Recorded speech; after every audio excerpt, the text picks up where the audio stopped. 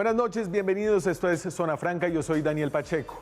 El gobierno del presidente Iván Duque está atravesando tal vez los momentos de crisis más difíciles desde que llegó al poder por estos días. Y eso es decir mucho de un gobierno que ha atravesado varias crisis en poco más de 2 años de mandato.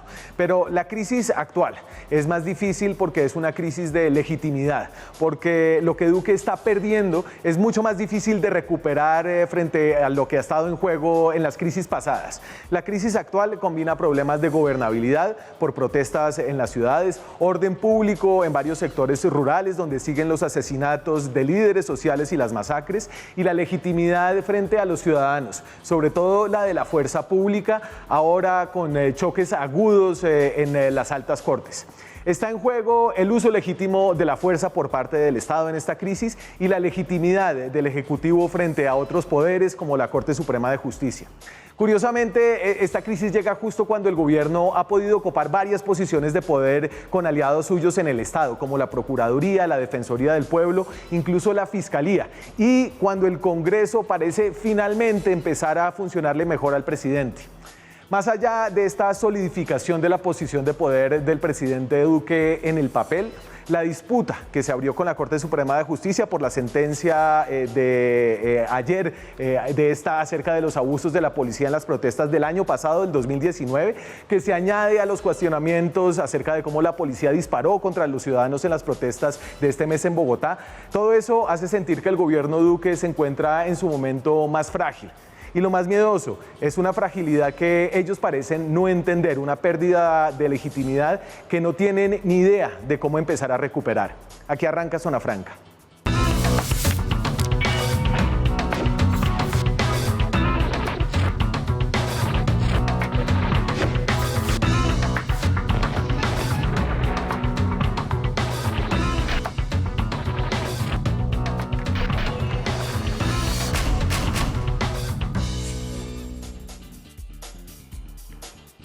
Esta noche estamos en directo desde Bogotá, son las 9:04 de la noche. Decía yo que hay una pérdida de legitimidad que empieza por no reconocer que las cosas están mal. Ayer el presidente Iván Duque habló con varios medios de comunicación de televisión, incluyendo nuestro noticiero, con el director de Red Más Noticias, Giovanni Celis. Esto fue lo que respondió cuando Celis le pregunta cómo le pareció la decisión de la Corte Suprema de Justicia. Bueno, yo más que simplemente dar opiniones, Giovanni, yo creo que tenemos una situación que es clara. Primero, pues hemos visto que la fuerza pública en Colombia ha tenido siempre una actitud muy clara de garantizar el ejercicio pacífico de las expresiones ciudadanas, pero también la fuerza pública siempre tiene que actuar con mucha claridad y con mucha contundencia frente a cualquier forma de criminalidad, cualquier forma de terrorismo y cualquier atentado contra los derechos de los ciudadanos. Les voy a poner a continuación una cosa que pasó hoy, un tema desgarrador en Miranda, Cauca.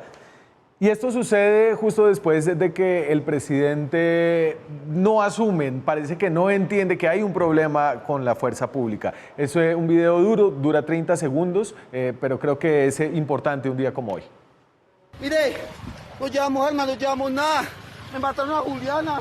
Ese man le pegó un tiro en la cabeza, parce, mire. Ayúdenme, por favor. Miren, ayúdenme, no tenemos nada. ¡No tenemos nada! ¡Dios mío! ¡Dios mío! ¡Dios mío! Yo no hice nada, parce. Yo paré y se mató. Juliana Giraldo Díaz murió por un disparo lanzado por un soldado del Ejército Nacional luego de que supuestamente no se detuvo en un retén militar. La voz que se escucha es la de Francisco Larragaña, que es el marido de ella, era una mujer transgénero. Esto sucedió y la reacción desde Presidencia fue inmediata.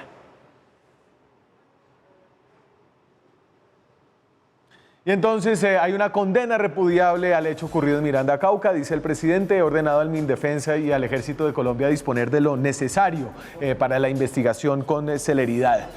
El responsable debe recibir el castigo ejemplar. Esto sucede justo en medio de que hay una tensión política entre el gobierno de Iván Duque y la Corte Suprema de Justicia, porque ese gobierno se ha negado a acatar, según dicen varias personas, las órdenes que dio la sentencia de la Corte Suprema de Justicia sobre una tutela que pusieron 48 personas sobre abusos policiales luego de las manifestaciones del paro nacional. Entre las cosas que exigía esa tutela y el fallo de esa tutela era que el ministro de Defensa, le decía, tiene 48 horas para pedir disculpas públicamente por los excesos de la fuerza pública, en especial el ESMAD durante las protestas del pasado paro nacional. El presidente debe expedir un acto administrativo ordenado a los miembros de la rama ejecutiva mantenerse neutrales cuando se presenten protestas no violentas. Y ahorita este tema de la neutralidad lo tocaremos más adelante. Se debe convocar una mesa para la reestructuración de los lineamientos. Ahí hay un poco de comisiones y de bla, bla, bla. Sigamos a la siguiente, que tiene esta.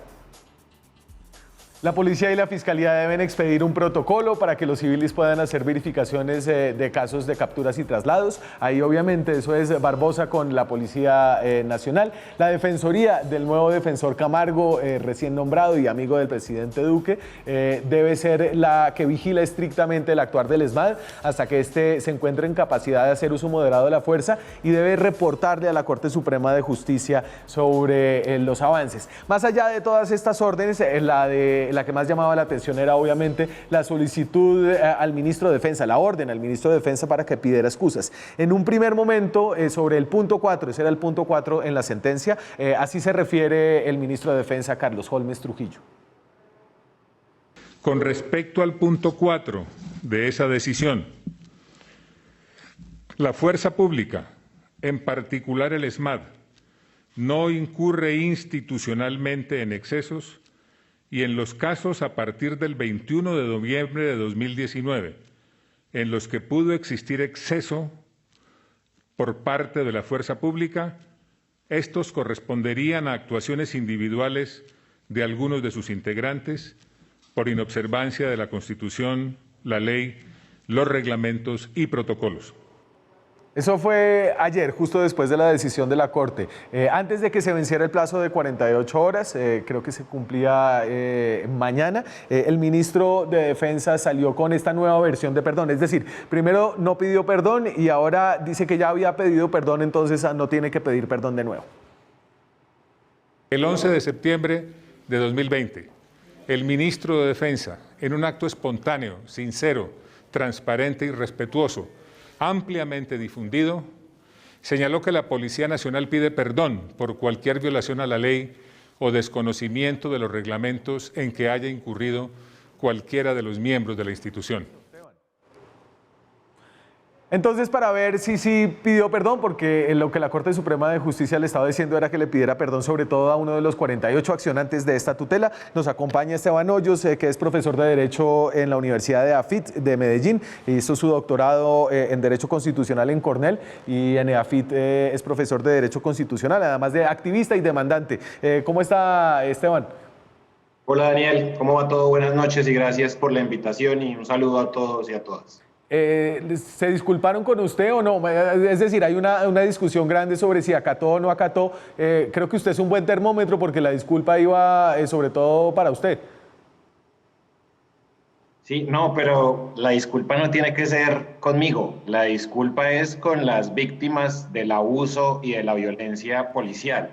Y yo creo que la tarea que tienen ahora los medios es preguntarles a esas víctimas de la violencia policial y el abuso policial si se sienten satisfechos con esa respuesta del ministro.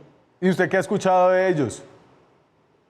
Pues lo único, vi esta tarde el video de la hermana de Dylan Cruz y creo que estaba muy insatisfecha con esa respuesta que dio el ministro. Sin embargo, debo también ser enfático en apuntar, como usted lo mencionaba en la introducción a esta nota, que esa no es la única orden que dio la Corte Suprema de Justicia y que el gobierno y otras instituciones deben acatar. Sé que es la más mediática, que la gente espera ver al ministro Y las otras además son, a ver, son una cosa súper gaseosa, vaya, escriba un documento, abra una mesa, reúna a una gente. Tal vez había una que era interesante, era que tenía que convocar a una mesa para expedir estos nuevos actos y protocolos. Sí, pero eso no es nada gaseoso y fue parte de lo que le pedimos los accionantes, pues porque hasta ahora no ha habido un diálogo sincero sobre el uso y el abuso de la fuerza policial. Entonces, nada gaseoso esa orden que dio la Corte Suprema de Justicia de generar ese diálogo. Tampoco es nada gaseoso rendir informes periódicos cada 15 días a la Sala Civil del Tribunal de Bogotá sobre el cumplimiento de las órdenes. Nada gaseoso tampoco la orden que da la Corte Suprema de Justicia de que cesen todos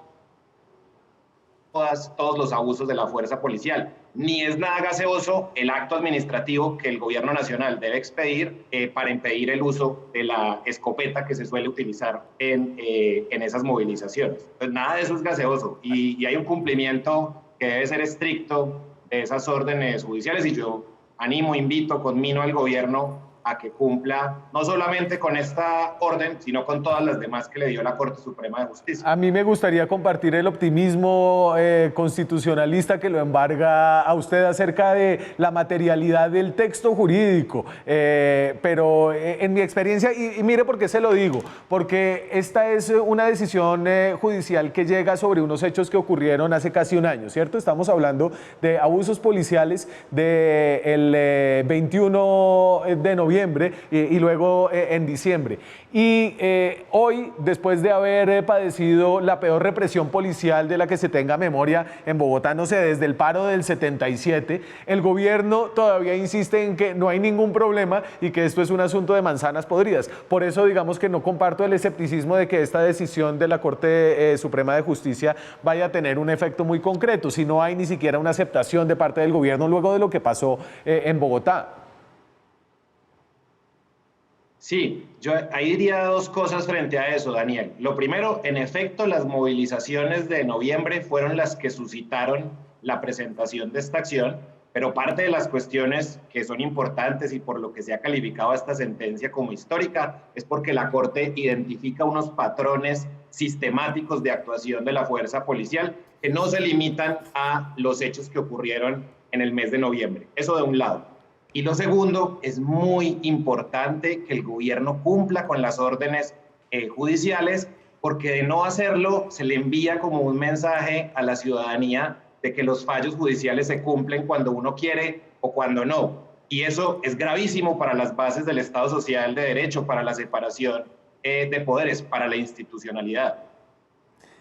¿Me puede explicar por qué esto cayó dentro de la jurisdicción de la Corte Suprema de Justicia? Digamos, la gente siente que este tipo de decisiones suelen salir más frecuentemente de la Corte Constitucional. Entiendo que ustedes primero fueron a un tribunal, después ese tribunal negó las pretensiones de los tutelantes y ustedes apelaron eso y la Corte y la Sala Civil de la Corte Suprema de Justicia fue la que hizo esta revisión en segunda instancia. Sí, es súper importante que la ciudadanía sepa que todos los jueces en Colombia, los jueces civiles, los jueces penales, los jueces administrativos, son jueces constitucionales también. Y eventualmente se pueden ver abocados a decidir una acción de tutela. En efecto, en primera instancia, el tribunal no falló favorablemente a los accionantes y la Corte Suprema de Justicia, la Sala Civil de la Corte Suprema de Justicia, en este caso, era la segunda instancia. Pero entonces la Corte Suprema de Justicia ahí actúa como un juez constitucional, como un juez de tutela. Y Daniel, no está haciendo nada inusual. Estas son las cosas que hacen los jueces constitucionales en sentencias o en casos que ustedes han discutido acá, el caso del río Amazonas o la sentencia del desplazamiento forzado o la sentencia estructural del derecho a la salud. Son sentencias estructurales donde la Corte adopta, sí, unas órdenes complejas. Y creo que eso es importante, Esteban, que lo explique, que esto es un estudio que lleva, pues, un proceso que lleva casi un año, que cuando llegó a la Corte Suprema de Justicia. Y lo digo porque es que esto se empieza a mezclar todo con todo. Entonces, es que la Corte no le gusta a Álvaro Uribe y Álvaro Uribe tiene que renunciar para salirse de la Corte, si va a la Fiscalía, y ahora la Corte entonces manda a que el ministro de Defensa pida perdón. Sí, muy excelente esa pregunta y no se deben mezclar estas cuestiones. Como se dice, como les dije anteriormente, esta tutela se presentó desde el mes de diciembre, después de las movilizaciones de noviembre de 2019. Tuvo una fase de decisión en los primeros meses del año en el tribunal, donde se perdió, bueno, luego de algunas nulidades y vincularon a distintos actores, etcétera. Pero luego la cogió la pandemia y ahí entró como en un congelador, como entraron muchas decisiones y procesos judiciales, y solo hasta este punto, solo hasta este momento, efectivamente logró decidirse. Pero nada tiene que ver con el caso del ex senador Uribe, porque ese caso es un caso que se decidió en la Sala de Casación Penal, y esto es una decisión de la Sala de Casación Civil, que hace mucho tiempo se había ¿En serio, Esteban? que la cogió la pandemia. O sea, dígamelo con la mano en el corazón. Dígamelo con la mano en el corazón que no hay, no sé, como un cuerpo institucional, un espíritu de la Corte Suprema que se siente atacada por el uribismo y que puede tender a ser un poco más rígida con este gobierno, simplemente por su origen y por sus vínculos con el expresidente y esa vieja pelea que tiene. Yo no podría afirmar eso, no tengo elementos de juicio para afirmar eso, y yo creo que un fallo se tiene que juzgar por su motivación, por las razones que nos ofrece.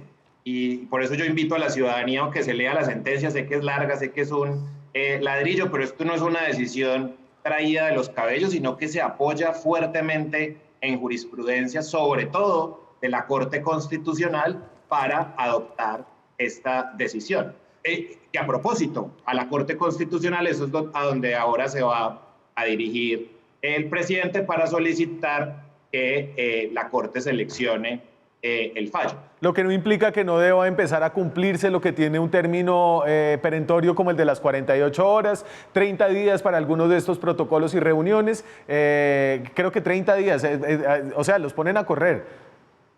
Sí, es muy importante también eso. Los fallos de tutela son de obligatorio cumplimiento. Incluso si fueran impugnados, no se suspenden los recursos, no suspenden los términos para la ejecución de las órdenes judiciales. Y esta fue una decisión de segunda instancia.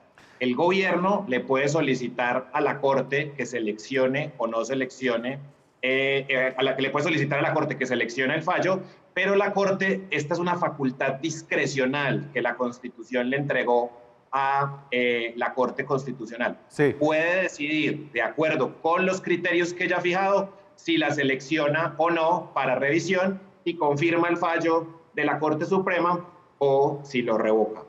Queda la sensación, finalmente, Esteban, para empezar a cerrar acá, queda la sensación de que, a ver, lo que ustedes estaban diciendo acerca de abusos sistemáticos de la fuerza pública, queda la sensación de que eso, si se hubiera corregido en ese momento, tal vez no habría desencadenado y no habría llevado a que 10 personas perdieran la vida en Bogotá casi un año después, cerca de 70 más heridas con armas de fuego, se creen la mayoría provenientes de la policía.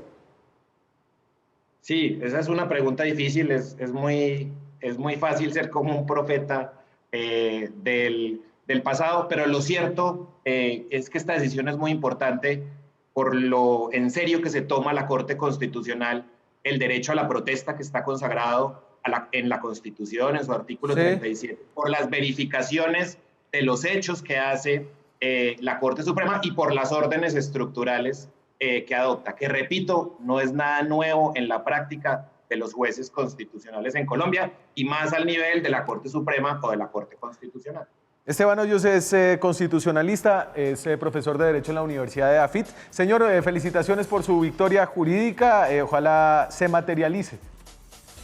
Sí, pero eso no es una victoria mía pues de manera exclusiva. Esto es un grupo muy amplio de ciudadanos, de profesores, de organizaciones de derechos humanos, de activistas, pero sobre todo de víctimas del abuso y de la violencia policial a los que la Corte Suprema de Justicia les protegió sus derechos. Esteban Hoyos, gracias, señor. Buenas noches. Yo sigo acá con más voces. La voz de un constitucionalista muy reputado, a donde va a llegar la revisión de esta tutela. La tenemos a continuación. Hablé hace un par de horas con el expresidente de la Corte Constitucional, el señor José Gregorio Hernández. Ya volvemos.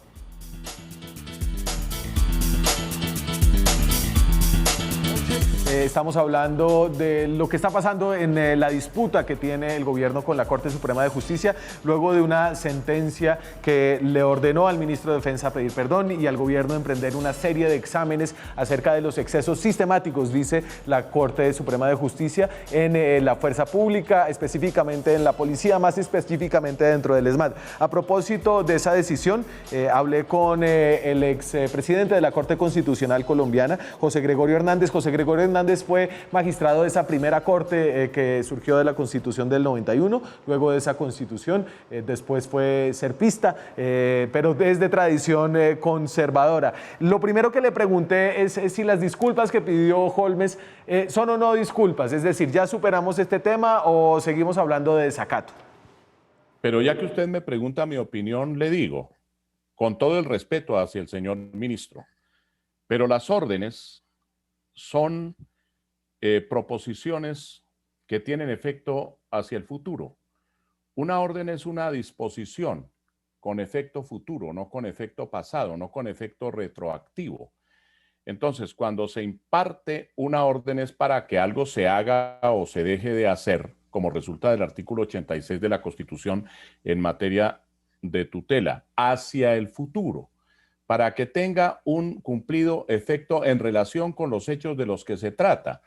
Pero si estamos hablando de unas situaciones anteriores que no tienen absolutamente ninguna relación con el asunto que está puesto a consideración del juez y sobre el cual resuelve el juez, pues no hay un cumplimiento, no hay acatamiento, porque mire usted que unos fueron los hechos de noviembre de 2019, cuando infortunadamente murió Dylan Cruz, y otros hechos son muy distintos, los actuales, que son respecto a los que se refirió el ministro en su momento antes de ser dictada la sentencia. Luego, una cosa no tiene que ver con la otra. Las disculpas son hacia el futuro, no se puede decir que es que yo ya había perdido perdón ayer, lo hemos intentado algunos, pero no funciona ni en la casa ni tal vez frente a la Corte Suprema. Sin embargo, será la Corte Suprema la que decida si el fallo fue acatado en ese aspecto o no. Le pregunté a este ex magistrado si este fallo es un fallo sólido, ya que ahora va a revisión a la Corte Constitucional. Él, como ex magistrado, expresidente de esa primera Corte, lo considera un texto jurídico bien fundado. Yo creo que el fallo de la Corte es muy completo.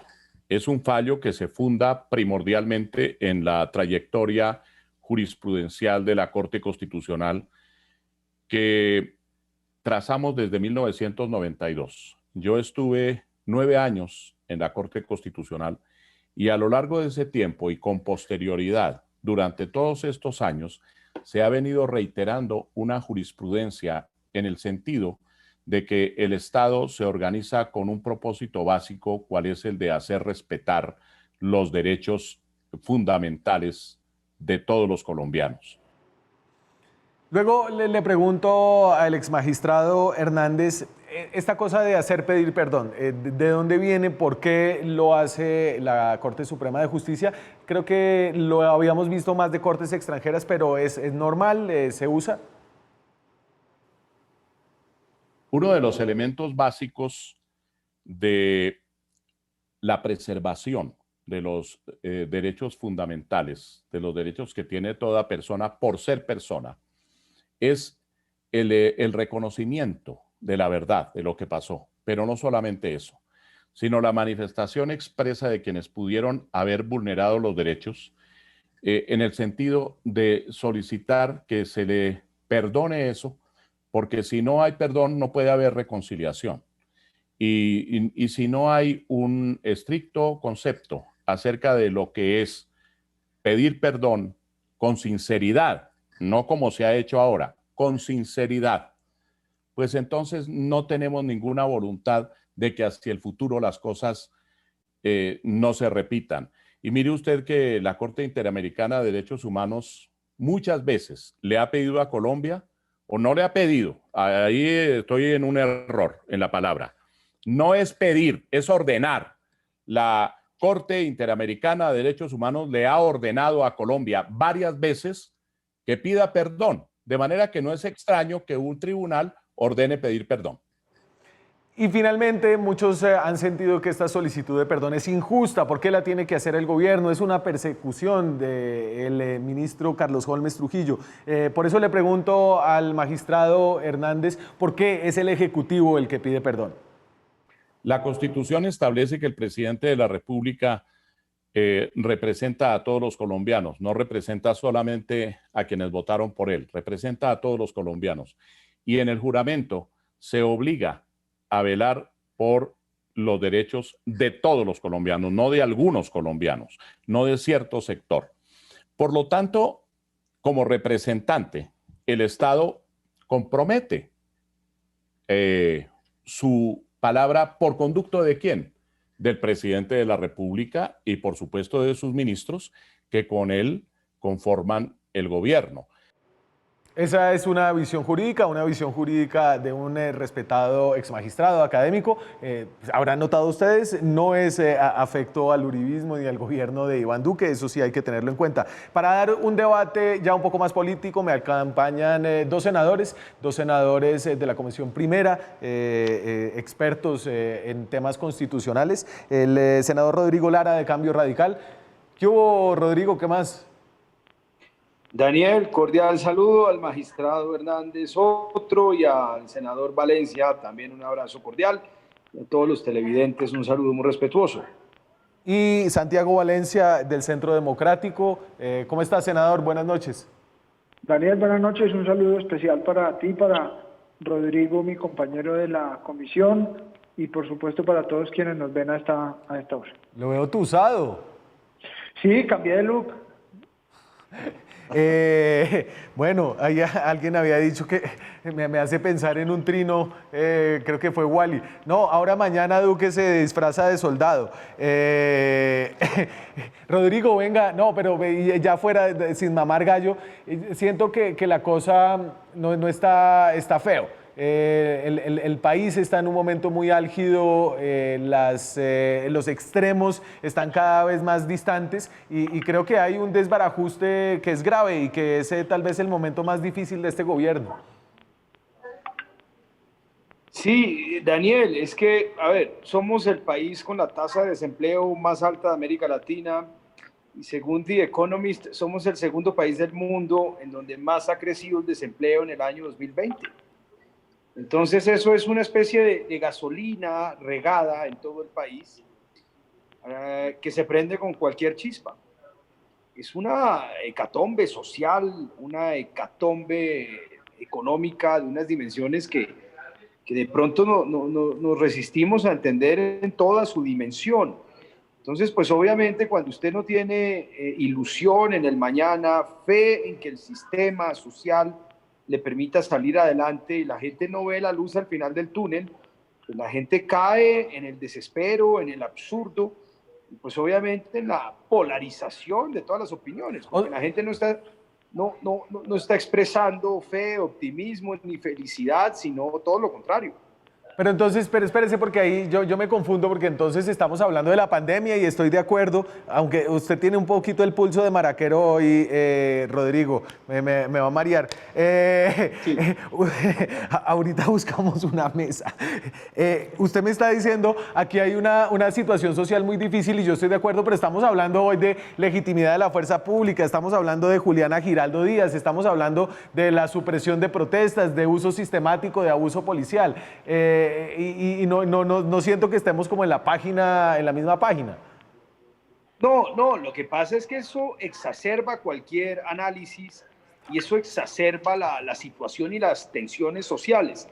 Y lo que yo observo es que la respuesta que ha habido ante este nerviosismo, ante esta situación social explosiva, es el choque con la fuerza pública.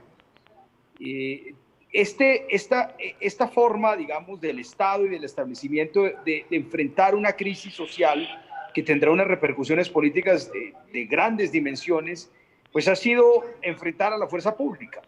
Y yo creo que exponer de esa manera a la fuerza pública pues lleva a situaciones explosivas de esta naturaleza. Santiago. Una situación y una crisis social de esta naturaleza no se enfrenta con crisis y con fuerza pública. Santiago, ¿usted entiende ya como zanjado todo este debate de si pidió o no pidió excusas el ministro de Defensa? Digamos que ¿siente usted que ya lo hizo, ya cumplió y acató la orden más urgente de la Corte? Pues mire, yo estaba escuchando al magistrado José Gregorio Hernández, a quien admiro muchísimo porque es un hombre, digamos, realmente muy buen jurista, pero hay algo, pues, bueno, hay muchas cosas en las que no estoy de acuerdo, pero pues digamos, ese tema de pedir reiteradamente perdón, digamos, se vuelve ya, digamos, casi que un acto, ahí sí que sin ningún sentido. Entonces, lo escuchaba usted en algún momento, decía que en la casa igual, pues a uno cuando la señora le hace pedir 1000 veces perdón por lo mismo es porque, digamos, ya no hay confianza o ya no hay, digamos, credibilidad, y para un sector de la sociedad podrá ya sentirse zanjadas las excusas y para otros no, pero ya, digamos, por consideraciones distintas.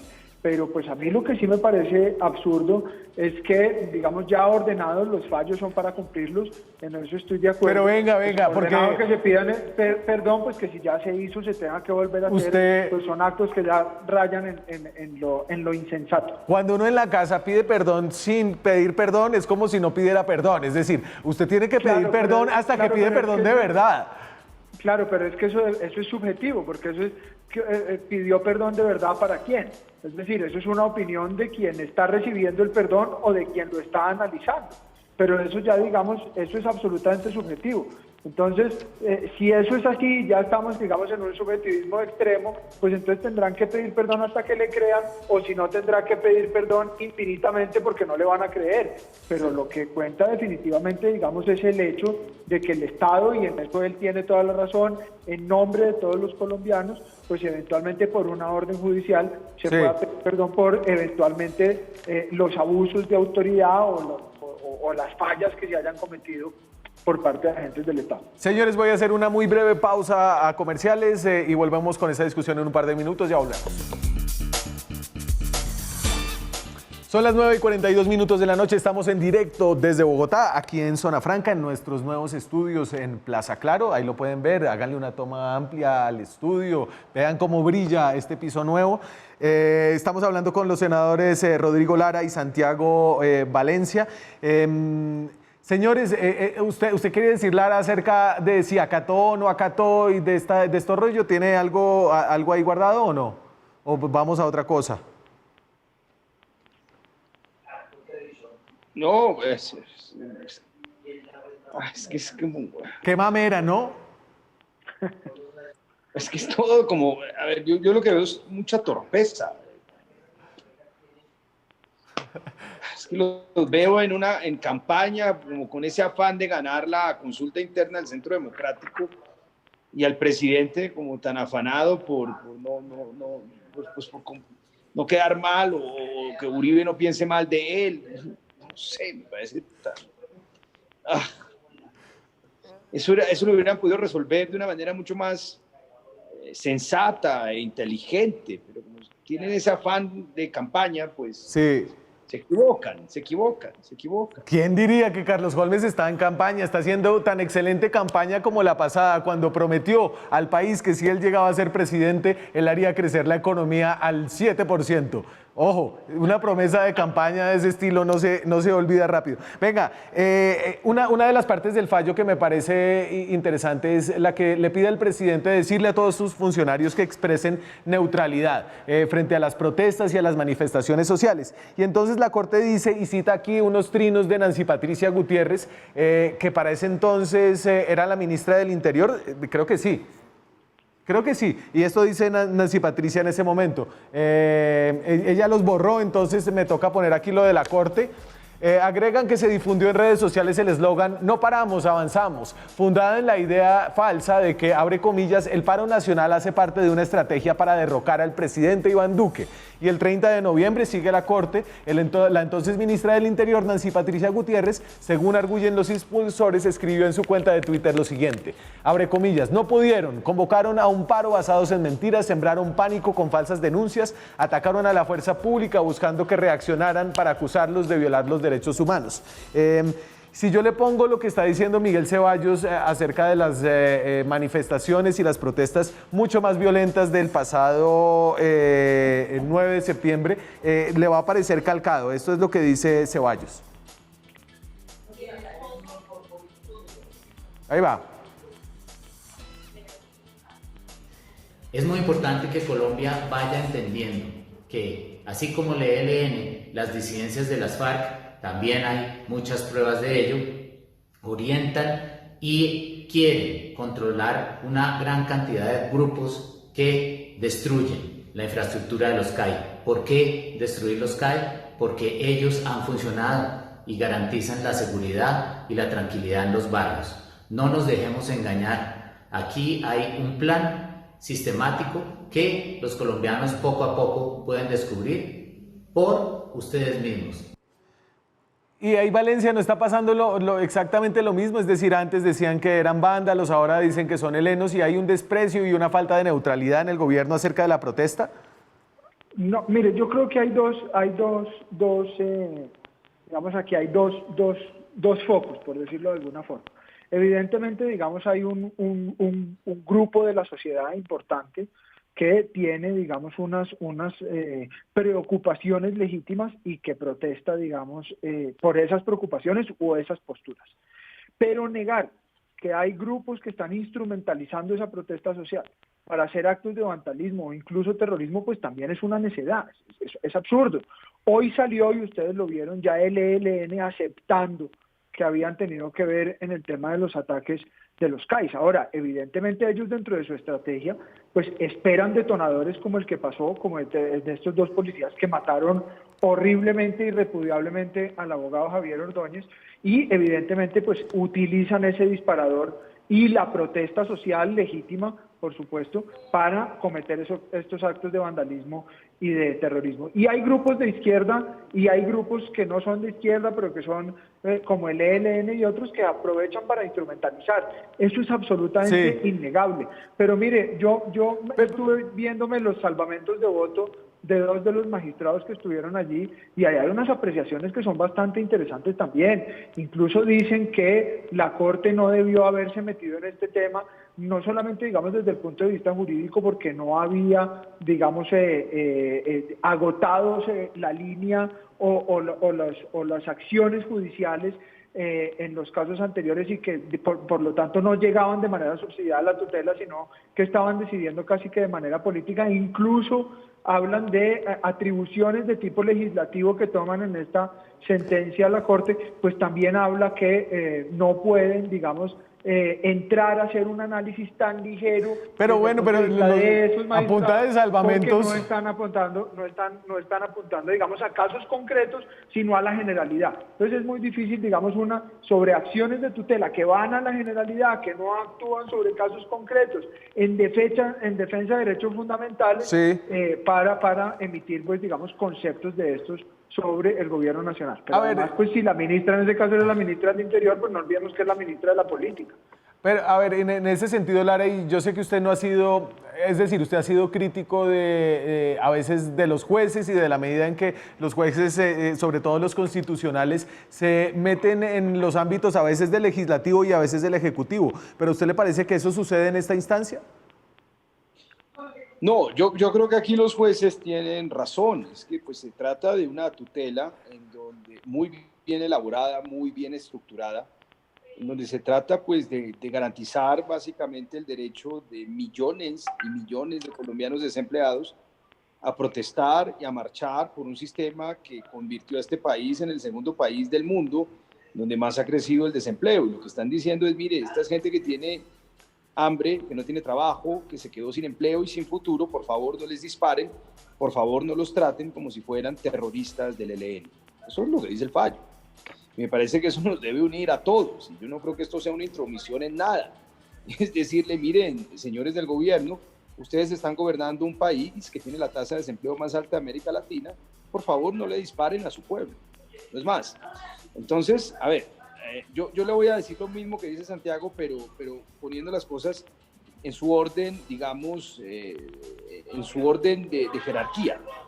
A ver, todos sabemos que aquí hay ELN y que hay milicias, no como hace 10 años, pero hay milicias de extrema izquierda que tienen básicamente una relación simbiótica con la protesta social. Ellos hacen política violenta, y todos los políticos hacen política sobre la base del descontento. Así lo hizo el uribismo sobre la base del descontento de un sector con el proceso de paz. Pues eso ya, ellos hacen su política violenta por fuera de la ley, Sí. navegando y de manera simbiótica con esta inmensa insatisfacción social que hay en el país. Entonces, ¿qué le corresponde hacer a un gobierno? Primero es entender a su pueblo, entender a su gente y entender que este país tiene un problema social explosivo, que está sentado sobre la tapa de un volcán y que hay gente que perdió su empleo, que no tiene cómo pagar su arriendo, pagar la cuota de su apartamento, que perdió su carro, que no tiene cómo vivir. Y esa gente, después de 4 meses y de no encontrar solución, protesta, a menos que pretenden que la gente se resigne y se calle. Entonces, pues eso es lo primero que debería hacer el gobierno. Dice, miren, yo entiendo lo que ustedes están viviendo y tienen razón por el hecho de protestar. Y una vez hace eso el gobierno, luego dice, ojo, hay unos tipos, unos vándalos y unos bandidos que se aprovechan de esta marcha. ¿Qué hace el gobierno con inmensa torpeza? Ustedes los que protestan, ustedes los que tienen hambre, ustedes los que no tienen empleo, los que se fregaron, los que están jodidos, son todos unos vándalos y son todos del ELN y no tienen ninguna razón. Ahí va. Están pasando hambre, no se quejen. Pero, Este es un país de perdón, maravillas y son todos unos terroristas. Eso es lo que hace el gobierno. Y espérese, Daniel, Pero expresarse de manera pero tan yo torpe. no. Santiago. Perdóname. No, es que la protesta social es bienvenida, digamos, pero en el marco de la Constitución también. Y la protesta social debe ser pacífica. Y hay gente que protesta de manera pacífica a la que el Estado le debe garantizar, por supuesto, su derecho a la legítima protesta. Y eso lo garantiza este gobierno y así se ha hecho. Pero porque ha habido señor, marchas, es lo ha que está habido diciendo la Corte que no garantiza. Bueno, pero ustedes lo han visto, Claro, es que aquí ha habido Santiago, manifestaciones. pero Mire, aquí al hay un frente de mi problema. casa han pasado manifestaciones no sé cuántas veces de manera pacífica y la policía los acompaña y no tienen ningún problema. Claro, ningún Santiago, problema, Santiago, porque el Santiago. Estado garantiza la protesta pacífica. Pero no me digan a mí que los angelitos cuando salen con papas bombas, molotov, etcétera, es protesta pacífica y la policía no puede hacer nada. Porque es que recuerden reitero, también que vuelvo tienen sobre el tanto punto. derecho a protestar como los que no quieren Señores, protestar. Entonces, déjenme- cuando vandalizan A ver, bancos, pero Tengo que hacer, cuando atacan a tengo que hacer, Transmilenio, yo sé que cuando hacen se una cosa, calentaron, Eso no es protesta pacífica. se calentaron, pero tengo que hacer una muy breve pausa comerciales y seguimos esta discusión en un par de minutos, ya volvemos.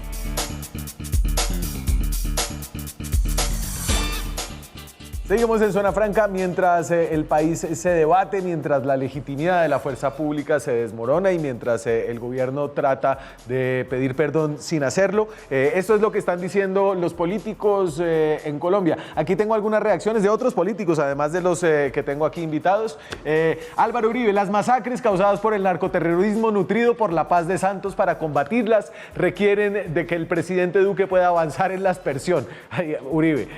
Claudia López, lo que hay que revisar es la negación del sistemático abuso policial, su impunidad y la necesidad de reforma. Sergio Fajardo, el asesinato de Juliana Giraldo por el ejército puede ser la gota que rebose la copa de la indignación, que dará paso a la rabia y más violencia. Presidente, convoque a todas las fuerzas políticas. Gustavo Petro, mal que el ministro de Defensa no sea capaz de pedir perdón por su propia actuación omisiva. El ministro debe renunciar por su irresponsabilidad. A ver, esto está muy difícil. Y está muy difícil paradójicamente, Rodrigo, cuando el gobierno ha ajustado y atado una cantidad de cabos que tenía sueltos. Procuraduría, Defensoría, Fiscalía y el Congreso que ya le camina mejor. El Congreso le camina porque no existe, porque es virtual. Es decir, es un Congreso atomizado y reducido a la irrelevancia absoluta.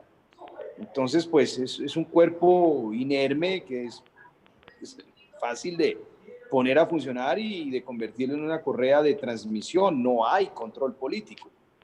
Entonces, cuando no hay control político real, es decir, contrapeso, pues las expresiones de los ministros se vuelven soberbias, ciegas y muy torpes, que sienten que no les pasa nada políticamente.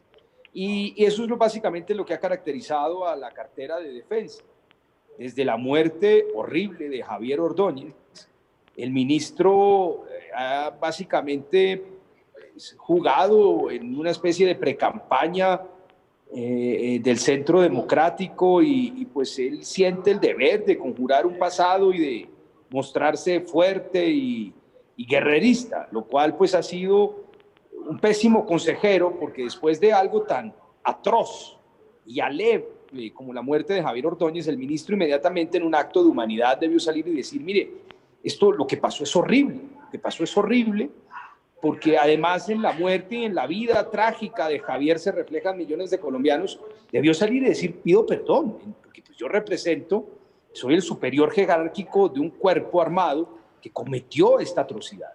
Entonces sale, no, sí, eso es por allá un tipo aislado y pues nadie responde y nadie pero Valencia, pone la cara y si está, todo lo que sea es de si está en campaña, LN, esa pueril, infantil y grotesco. Daniel, yo no sé si el ministro está en campaña, pero pues lo que está diciendo el senador Lara lo dijo el ministro, pidió perdón, dijo que era un acto execrable, que esos señores no representaban el uniforme de la policía, que no después de 2 días, Santiago, después de 2 días. Pero después de 2 días.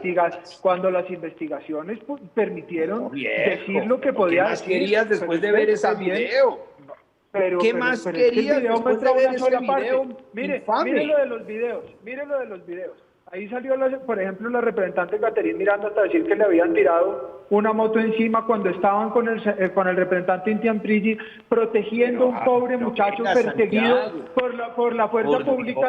Y resulta que la misma alcaldesa, que la misma alcaldesa tuvo que decir que 5 minutos antes el tipo estaba tirándole piedra a la policía y vandalizando comercio. Santiago, entonces yo lo que quiero decir, el problema remonta al punto de origen. Yo lo que quiero decir es que uno no puede salir a correr hasta que no tiene la verdad. Una vez tiene la verdad, el ministro tiene la obligación, y así lo hizo, de pedir Santiago, perdón y decir que esos señores habían deshonrado el uniforme. Esperar 2 años a que haya un fallo condenando a los policías para pedir perdón. Pero como 2 años, cuando ya el tema estaba claro. Cuando ya el tema estaba claro, el ministro salió, aceptó la responsabilidad de la fuerza pública y condenó los hechos. Y al día siguiente mataron a 10 personas en Bogotá. Santiago, además el presidente. Sí, pero mataron a 10 personas cuando dijeron que había sido la policía y ya está probado que el ELN estaba ahí también. Pero señor, ¿cómo así que el ELN estaba ahí también? Fue la policía. Pues porque el ELN estaba en la protesta. Pero le disparó a la policía. Santiago, pues por Dios, es lo que no ha podido probar. Ustedes ya hicieron perdónenme, pero ustedes ya hicieron la prueba de balística para saber que los 10 muertos fueron por disparos de la policía. Hay videos de varios de ellos, ya los hemos mostrado acá. Pues seguramente ellos tendrán que responder, pero no creo, pero los 10 no pueden ser, hasta que un juez no lo diga. Yo no soy un juez de la República. Y hasta que un juez y un informe de balística pericial no diga que eso es de la policía, Santiago, no puedo culpar. Todo este programa se hizo porque un juez de la República dijo que hay un abuso sistemático de la policía y del SMAT en la protesta. Señores, me están regañando porque ya me tengo que ir. Ay, Lara ya se fue, se le acabó la sesión.